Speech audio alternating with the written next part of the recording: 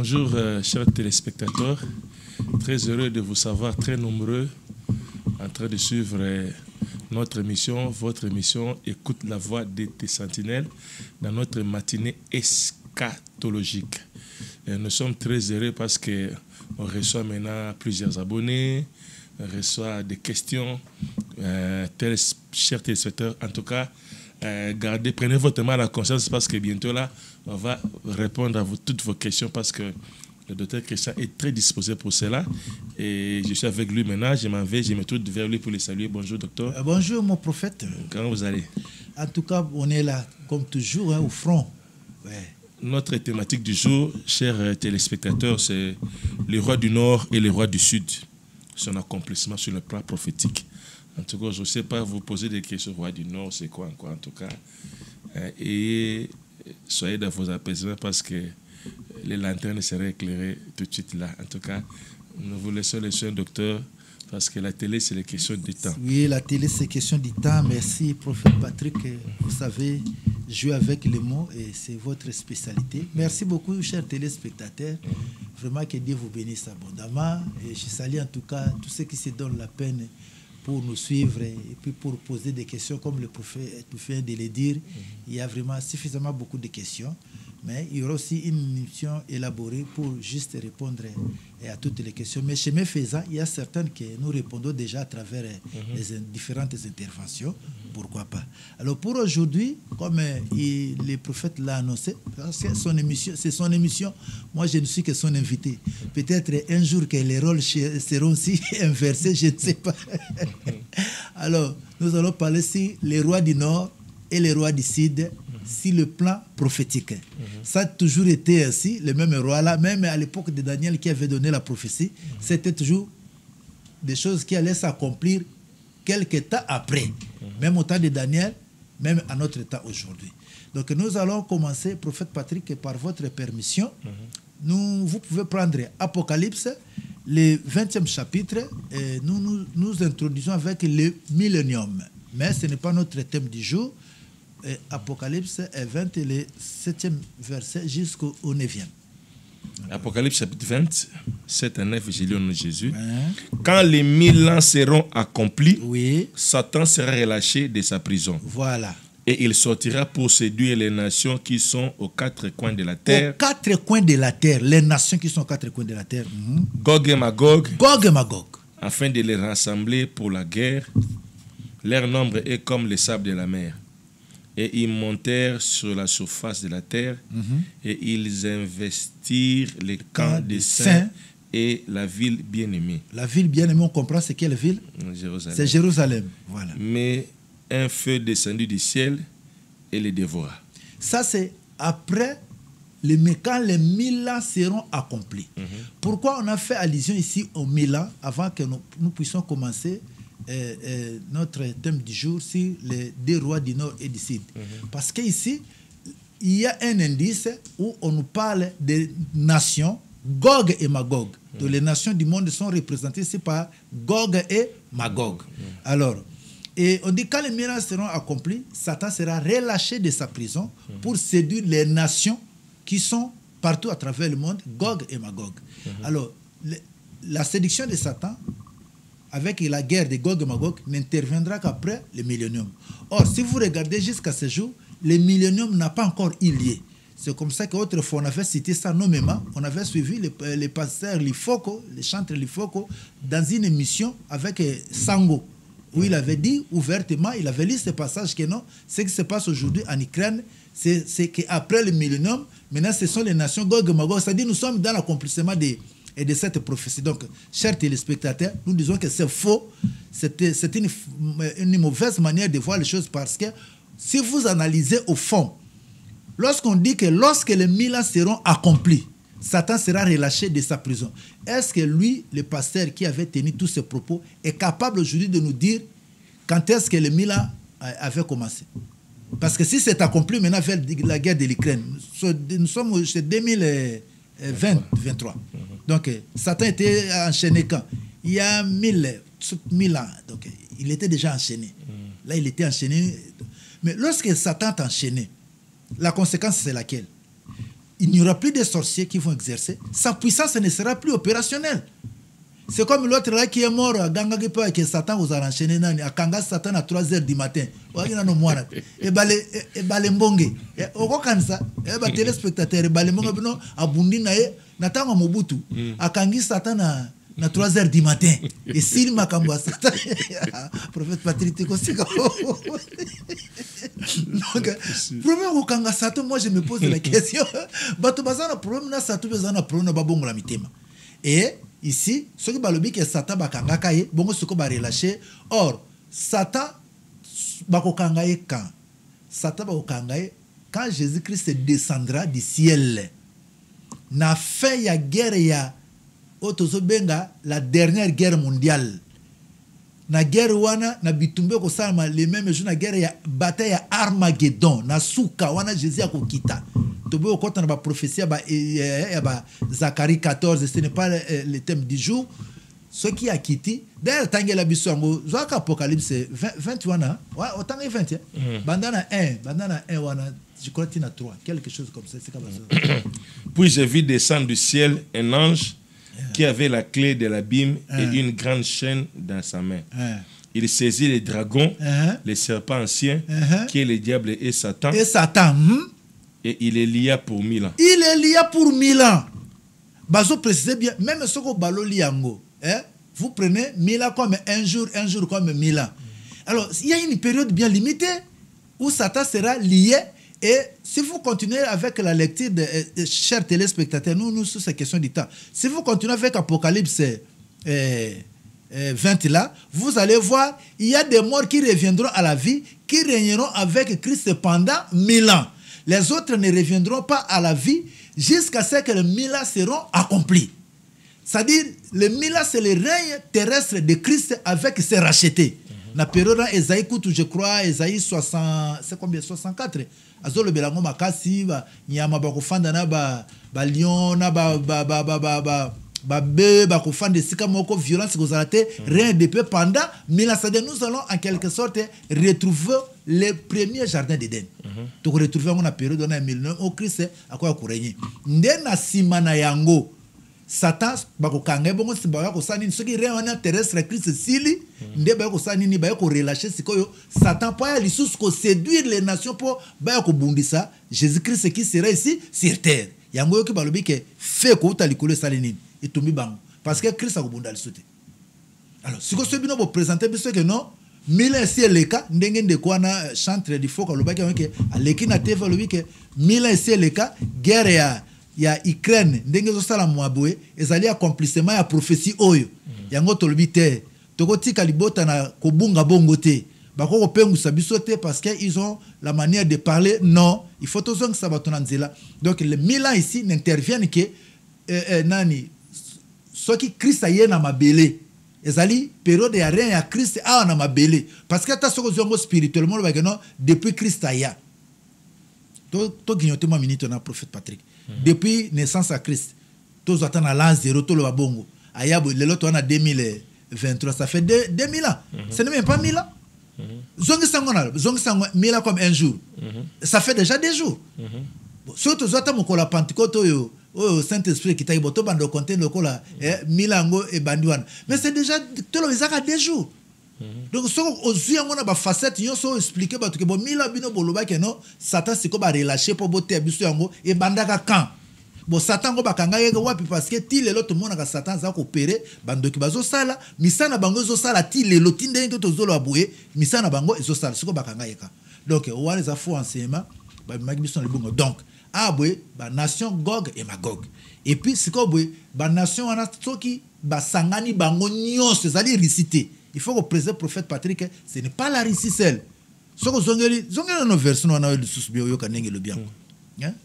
Tu zongeli sous version wana je crois na 6 7 8 albini. Na 8 albini. Apocalypse 20. Wana na 8 albini. 8. Et il sortira pour séduire les nations qui sont aux quatre coins de la terre. Aux quatre coins de la terre, Gog et Magog. Gog et Magog. Donc toutes les nations là, Gog et Magog. Donc, y compris ce qu'on a trouvé parce qu'il y a thématique les deux rois, les rois du nord et les rois du sud. Alors, mais si on soit au zongi, chers téléspectateurs, je vais vous donner le passage. Vous connaissez, vous savez que la télévision, c'est le temps.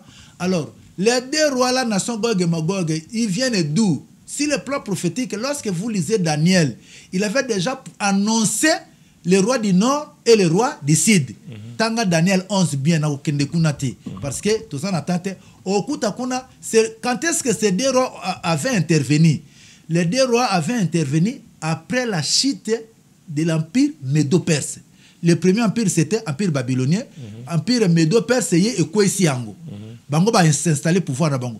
Tant empire médo-perse est rien, c'est-à-dire Iran ko bozomona le tango bango perenye, tango ba komi na suka, empire grec aye akwesi bango. C'est-à-dire ba roi du nord et du sud siko ba bimaki na empire grec bango ne mutu ba ko kwesa nini empire médo-perse wana.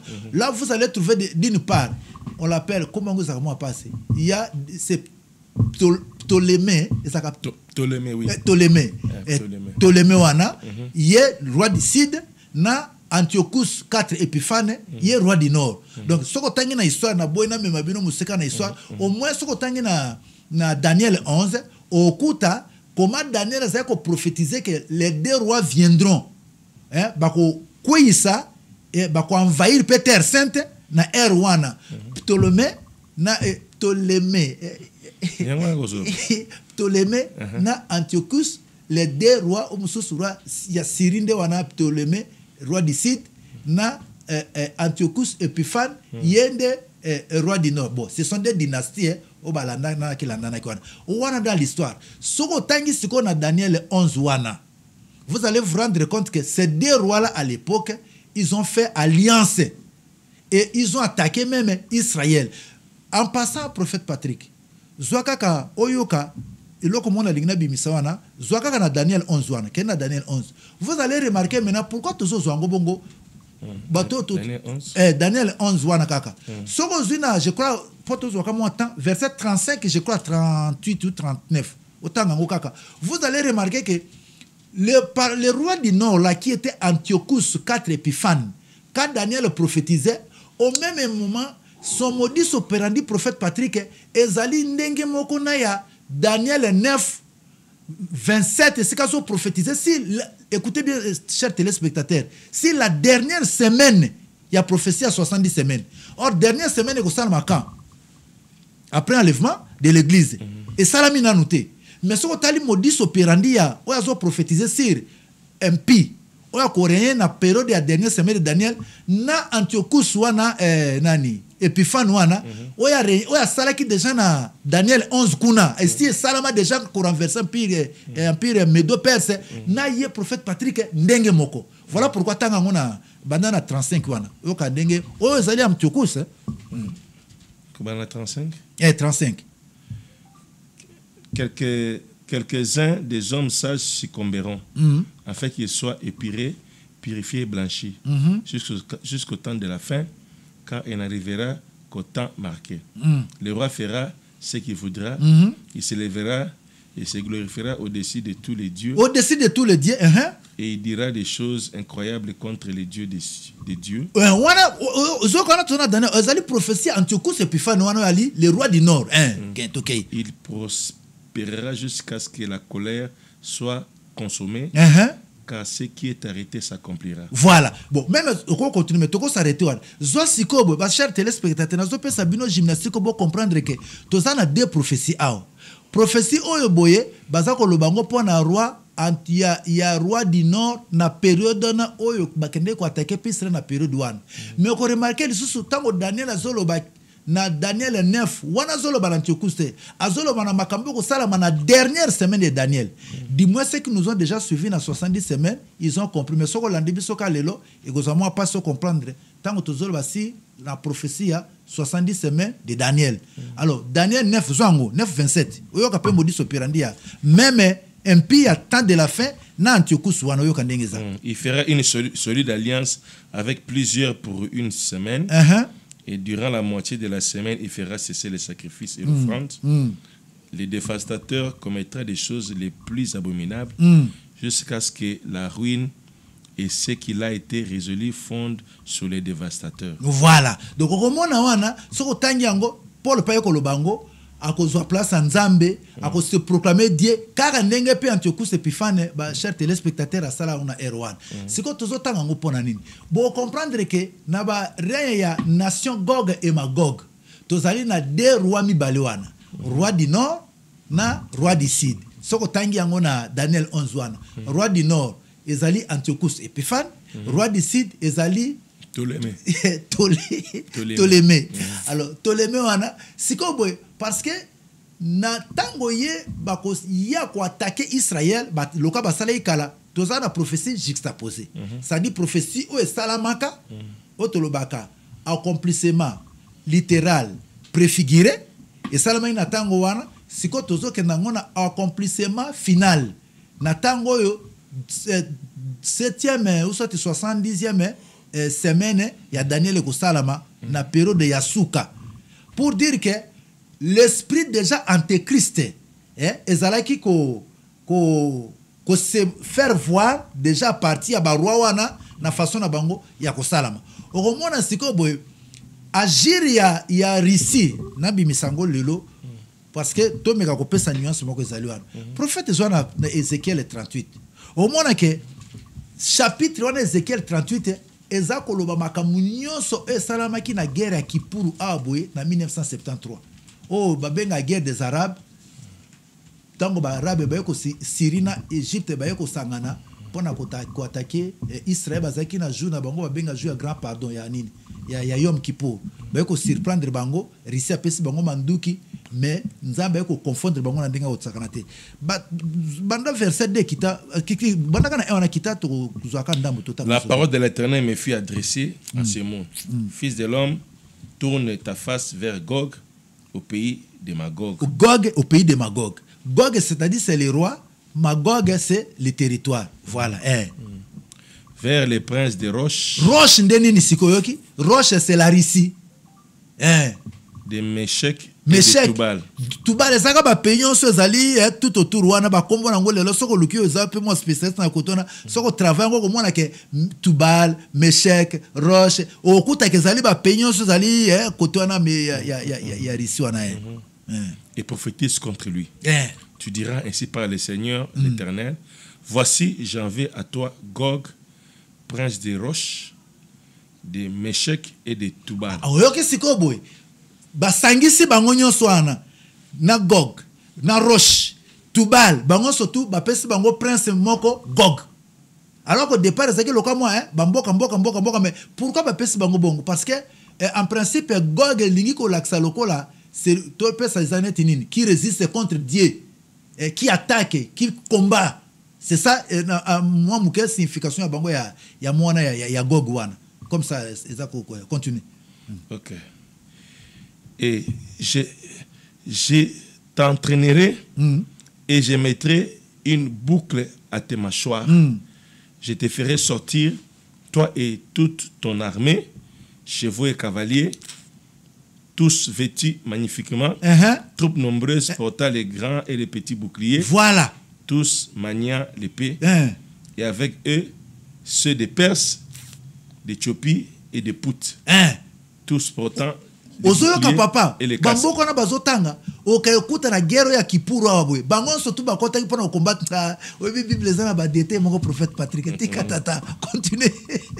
Gomer et toutes ses troupes, la maison de Togarma à l'extrémité du septentrion et toutes ses troupes, peuple nombreux qui sont avec toi. Prépare-toi, tiens-toi prêt, toi et toute ta multitude assemblés autour de toi. Sois leur chef. Sois leur chef. On a ce que zanani, bas téléspectateur. Atozol ba roi du nord. Atozol ba roi du nini du sud. Yé pas ça ko semi bon sana ba troupe na ye. Toké. Après bien des jours, tu seras à leur tête. Dans la suite des années, tu marcheras contre les pays dont... Parle bien. La suite de quoi, papa? Bible. Dans la suite des années, tu marcheras contre les pays dont les habitants échappés à l'épée continue. Auront été rassemblés d'entre plusieurs peuples. Rassemblés d'entre plusieurs peuples, c'est quand papa tango Israël après nini dans le 15 mai 1948 on s'est préparé on commenté contre le peuple on a rassemble. Alléluia prophète Patrick. Wow.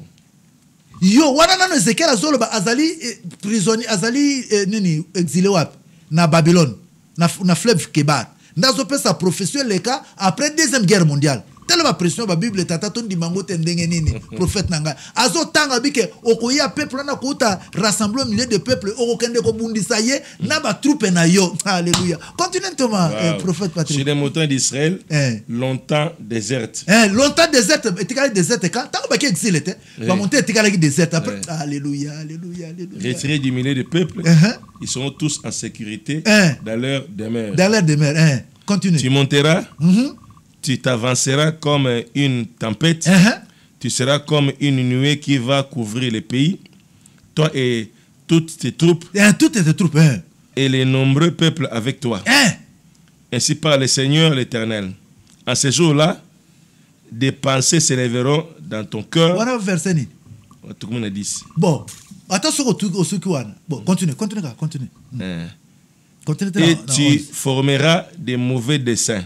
Tu diras, je monterai contre un pays ouvert, je fondrai sur les hommes tranquilles, en sécurité de leur demeure, tous dans les habitations sans muraille. Sans muraille, bazaki na protection te bauti ko kozonga alléluia. Bauti ko kota na mboka na bango sika ba programme bazaki na muraille te eloko te Il n'y avait ni verrou ni porte. Ni verrou armée zaki te eloko te yo sol ba kina ko surprendre bango. J'irai faire du butin et me livrer au pillage. Porte la main sur des ruines. Tata, tu kana noana. O biso ko landi profession yo, o continuer. O ko mona ke tango Russie, Syrie na Égypte. Baza ko attaquer na 1973 na guerre ya Yom Kippour, bazaki journée aye ko surprendre bango jour bazo sa prière ya pardon. O balelaka babio. Mukona isra saka musalate babundaka te ba jenaka alors to ko surprendre au moins ngi bible elo makama ko surprendre bango siko alobiki wana bazaki kutna armée te sécurité te batu bazole le panza mena bango to saki masumu limbisa biso nzambe bango bo d'accord kana meme o professeur lo baki na ko laksa bino mukona ke nzamba zaka na Israël ozomona ka ndenge ba ya papa siko ba Syrie na Égypte ba ya bazoa ba marocain bazoa ba algérien ba pays arabe ba kotu 16 pilotes pakistanais pe bazaki na kati wana do ba Arabie Saoudite tinda batote mbongo ko pétrole ero zai ko fula na ndinga ko sakana te bango na Iran batindika ba mbongo guerre papa otali front oyo Russie apesa ka batu yemoko commande Israël kaka yemoko tata bitumbe banda le 6 ya yona nani mukolo wana paka mas donc ça dire Israël papa na modèle na batu bozana armée te loko te yebe sanga bo bimandenge prophète Patrick mais so tanga na verset 15 na 16 poto ke mo mbangu mbangu ya kaka Ezekiel wana 38 wana. Alors tu partiras de ton pays des extrémités du septentrion, toi et de nombreux peuples avec toi, tous montés sur des chevaux, une grande multitude, une armée puissante. Tu t'avanceras contre mon peuple d'Israël comme une nuée qui va couvrir le pays. Bon, soukana. Tous quoi souka po ba téléspectateur bino na 5 bino bomi pesa la cité yako tanga ezaye lengi bato ba yeba ki guerre ya Kippour na 1973 so botangi bokomona mobimba dans les moindres détails souka kana soko mona zona 21 23 au mona siko parce que ba laksa ba image wana c'est horrible. J'appellerai l'épée contre lui sur toutes les montagnes, dit le Seigneur l'Éternel. L'épée de chacun se tournera contre son frère.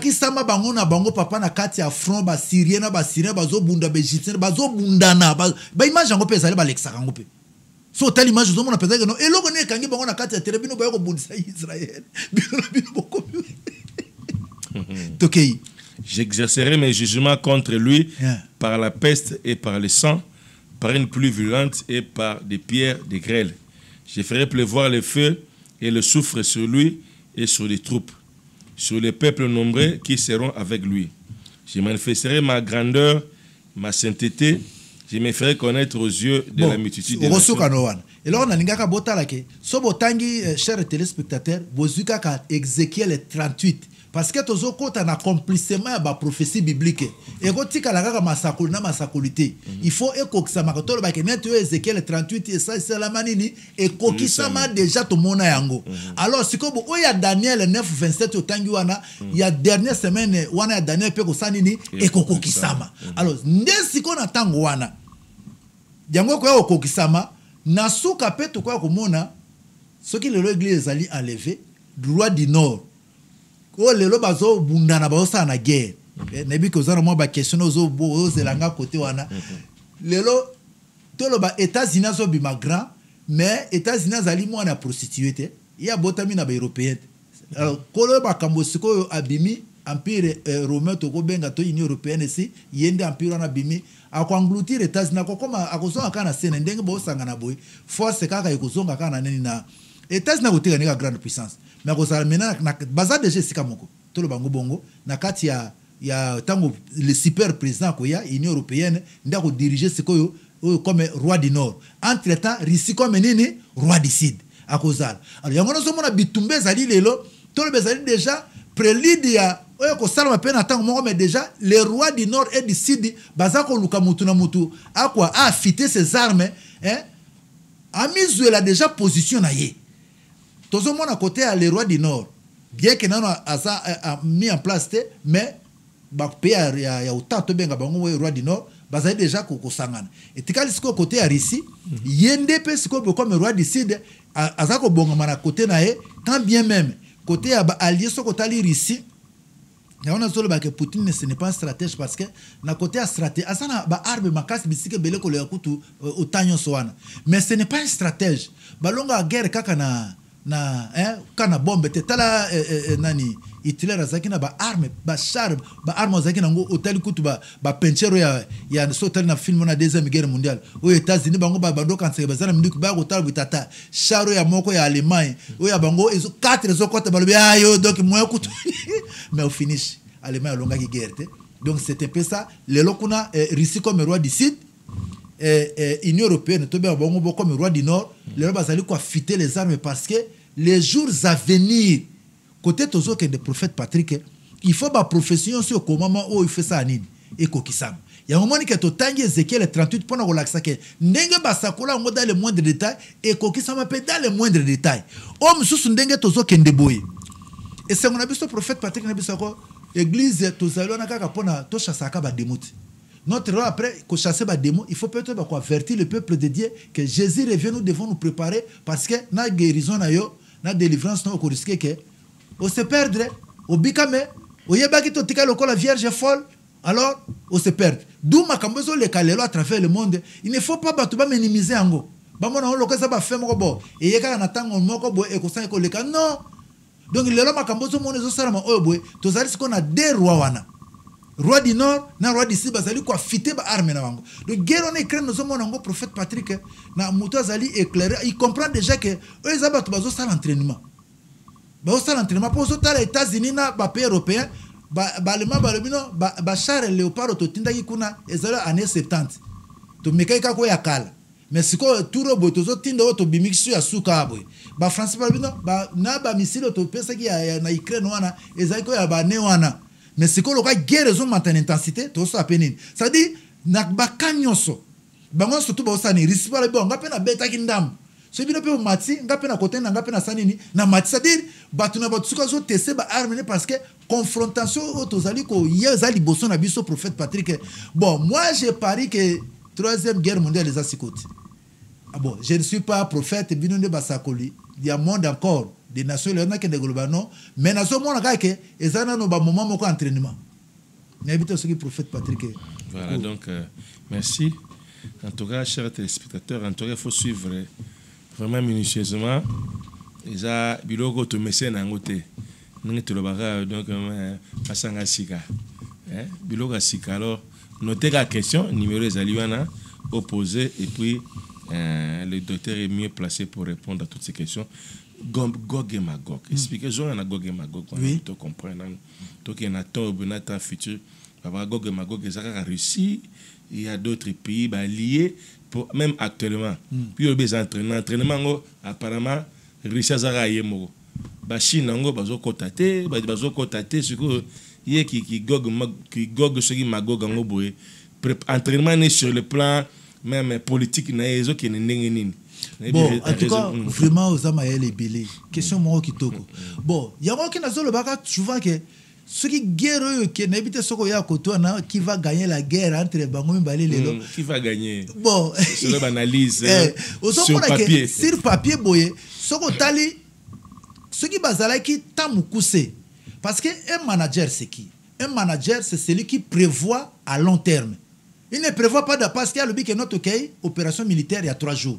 C'est un faux leader. Un leader qui exerce des capacités managériales, il projette des choses à long terme. Même si c'est pour 3 jours. On va toujours au cas de 3 jours et simbité, voyons voir dans la durée. Mais Russie a accueilli pour 3 jours. C'est comme ça qu'il va couvrir plus de 250 000 morts les loups.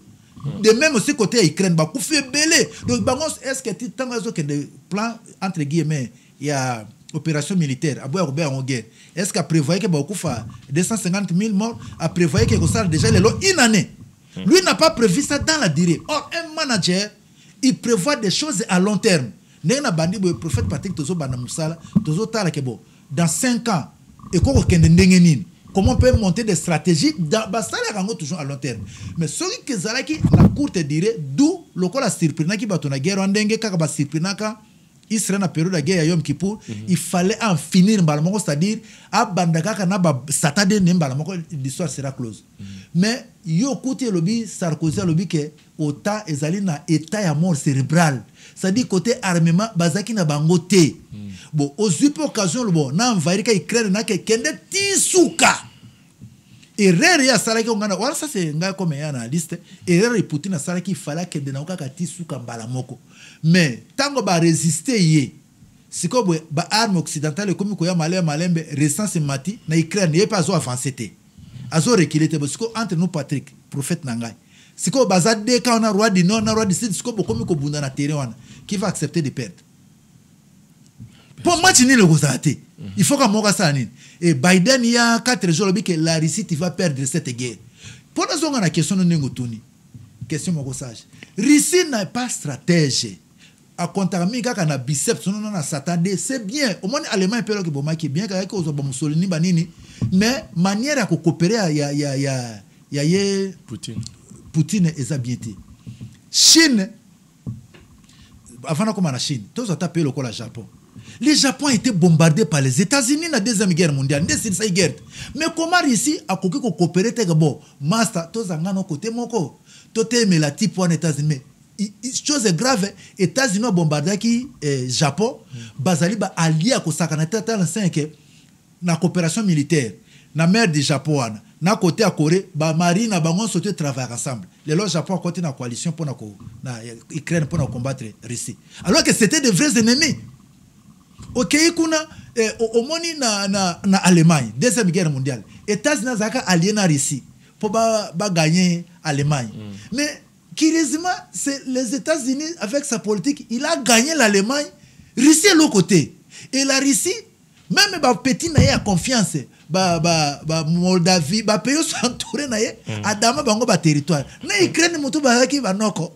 Adama territoire. Ça dit quelque part la Russie stratégiquement, n'a militairement non stratégiquement la Russie est faible. Elle ne sait pas jouer na puissance militaire ou azali pour que afin de sabaninga avec nalobanini coopération ya lingi afin de sabango intimidation. C'est comme ça fait que la Chine ko simbate. Chine tala kutu bazo wela na États-Unis le kolo ya mer nini pe wana moi ville wana ile wana nini Taïwan. Mais baza toujours en pour parler. Lobi lisusu kuna bakende baswana kame bazala kaka wana.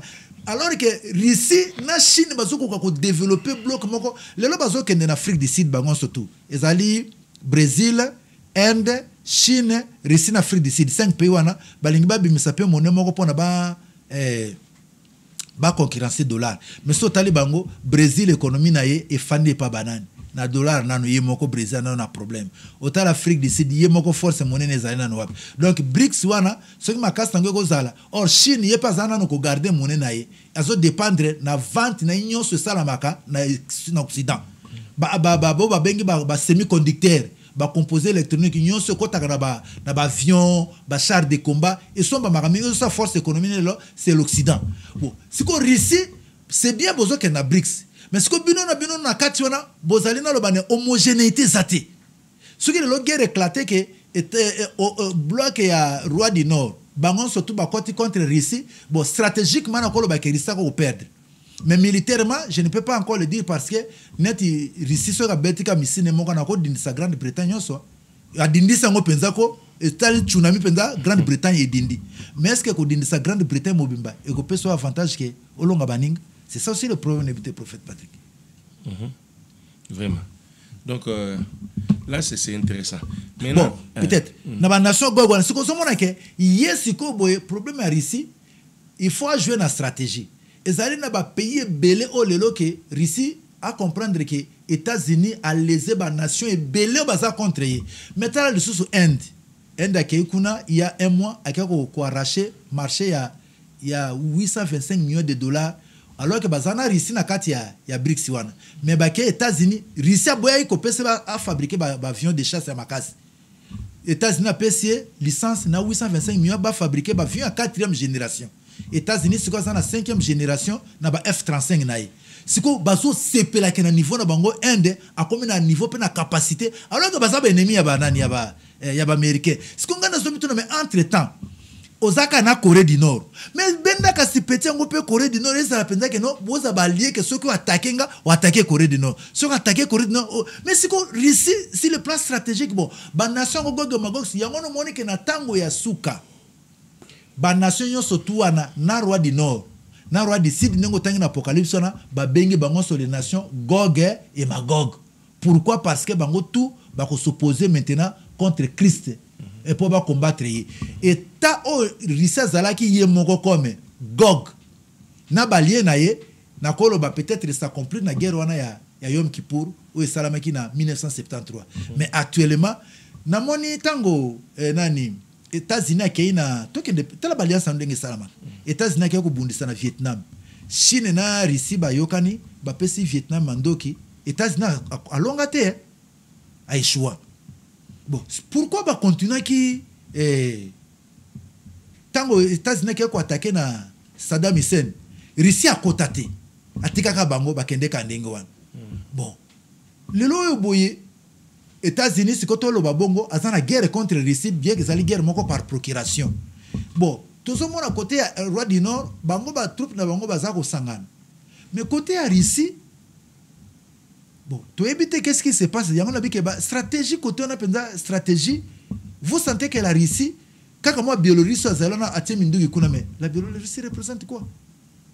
Mais baninga stratégiquement donc maintenant nasuka pour dire que les nations Gog et Magog na le lobango bazali pour Israël maintenant période wana prophète Patrick toutes les nations balobi que toutes les nations monteront contre Jérusalem donc na États-Unis les lots quand de tous le babou a monter contre Jérusalem na coalition c'est quoi vous à côté roi du Nord Russie peut contre roi du Sud bangonios les deux rois c'est comme quand époque il y a Daniel 11 wana ba monter contre empire Médo-Perse na tango pe zoya prophète Patrick bango pe ba komata contre Jérusalem et sous wana après millénium mais ce qui motolobi que millénium c'est le canon millénium na le kati parce que Satan zo sala bakanga pe na prison te depuis christianisme banda ti lelo ezana période moko te OK Satan zaki na repli que non mikolo bakanga ya sala kate to komona ngona ba maître ba envoyer net bandoki ba magicien ba toana tango to komona ke misana bango sala matin de seko to koloba ke nini Satan bakangi mais papa take ba force na bango za ko salama bazo loka batu bazo pumbo okendo loba bakanga mkoni na bito ce prophète Patrick. Nous touchons déjà à la fin chers spectateurs mais une toute dernière question je ne sais pas maintenant est-ce que actuellement on peut toujours appeler Russie Gog et Magog? Et en plus, quel est le rôle de la Russie actuellement sur le plan prophétique par rapport au roi du Nord, par rapport à l'Union européenne? Quelle est son importance, son rôle maintenant actuellement? Bon, son rôle maintenant, la Russie n'est pas Gog et Magog. Pour le moment, là je suis très clair, chers téléspectateurs, la Russie n'est pas aujourd'hui Gog et Magog. Parce qu'il faut qu'il y ait ça la coalition. ya Gog et Magog. Ici Salamaka na Ézéchiel 38 batakaki na guerre ya Yom Kippur ya 1973. Alors les lors ici azako afité ba arme na ye comme une grande puissance autant on a roche ba comme pena roche pena yemoko ritsi azali. Donc lelo yazali wana comme un roi du Sud avec toute sa puissance militaire, yes quoi ça le instrument où il a poussé. Oh, bah, mon gars, le autant contact na mort cérébrale. Il faut pas fitter ba arme guerre c'est comme ça que guerre à Ukraine et le la baromètre mon gars et appelle la moussa bangon surtout pas comprendre. Ça dit côté Russie so travail armement et sous ma casse. Ça dit mon temps aux autres peine guerre be chèque ne sanin. Osa ko se perfectionner. Le be chèque au Russie a ko so peine na katia guerre au sanin. Asa ko se perfectionner. Ba missile pe ba américain ba français ba so mona ke na guerre boy et ça ma casse te ba au sanin. Ba ça ko perfectionner. Ça dit papa guerre Allemagne a débloqué 170 milliards d'euros pour l'armement, alors que Russie budget militaire est à 64 milliards. Est-ce que mon écart Allemagne a dit qu'il faut que l'Allemagne il y a deuxième guerre mondiale dans la place. Donc, Moutounion Sosikoboé, donc, course aux armements, je m'excuse, course aux armements, prophète Patrick, na cycle autocote, et comme il mouton a coupé ça, ça le soutient. Parce que aux hommes on les appelle d'abord si on l'accent guerre zo ya suko eza muke wezo bundano le lata papa eza muke mais ba muton so tsuko azo revoir ba arme charu simbagite misilo kinjala ba komi ko intercepter yango ba patriote ba komi ko brouiller yango na ba misile rise ezo si do mutu na mutazo retirer ba élément na guerre pour guerre zo ya suko mais ce que créer implication na biso na pays africain pour arme ko na simbate ba ko boka ngo biso na Afrique to pota nango on va préparer ba arme na bango ya exactement c'est comme ça quand c'est biso toi dépotoir na bango mi tout que comme on a obsolète ba boka le biso côté boy en tout cas tout ce qui en a pendant le lot coquille en tout cas c'est intéressant encore de la matière ici mais tous aliwana tous autres on a besoin na mbongo na yo assister financer biso benga numéro ozwa Dr Kisha Zali so bengi ozwa pengai tuna soki to sala nini poto funga to sala nini en tout cas maintenant il est là je sais pas mais que le goya a bouger le la Zali tu peux aussi l'inviter parce que nous préparons cette grande conférence l'année prochaine na avril benga so lingi pe l'église et ya bozwango de près on est là disposé pour cela. En attendant, ben numéro Zali, benga pour nous soutenir, benga pour nos conseils, benga pour nos questions. Nous allons apprendre en tout cas. En attendant, botika na kimia, nous allons apprendre. Bye bye. On se retrouve dans nos prochaines émissions. Merci.